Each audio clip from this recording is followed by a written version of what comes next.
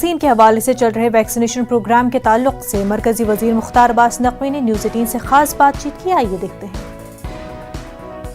केंद्रीय मंत्री मुख्तार अब्बास नकवी उनसे हम बात करते हैं। सर, जिस तरह से प्रधानमंत्री के जन्मदिवस पर रिकॉर्ड स्तर पर वैक्सीनेशन हुआ, विपक्ष का कहना है कि रोज प्रधानमंत्री का जन्मदिन होना चाहिए। क्या लोग इसी का वेट कर रहे थे? कौन है विपक्ष? ये राहुल गांधी विपक्ष हैं क्या? अब दिक्कत यह है कि कांग्रेस पार्टी कभी कहती है कांग्रेस इज़ इंडिया और इंडिया इज़ कांग्रेस। अब जो है वो उनको लगता है कि विपक्ष जो है वो कांग्रेस है, उसके अलावा कुछ है नहीं। मुझे लगता है कि वैक्सीन पर सियासी वैक्सीन चढ़ाने का जो धंधा है इनका, ये बहुत पुराना है।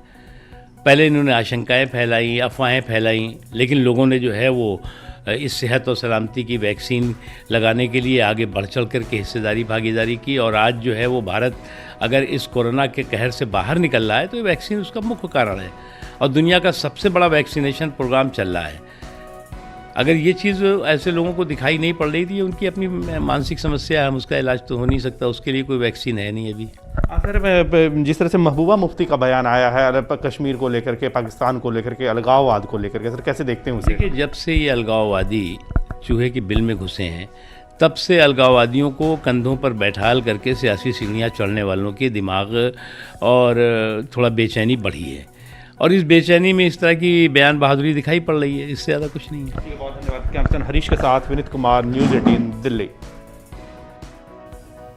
वक्त हो गया एक छोटे से ब्रेक का। जल्द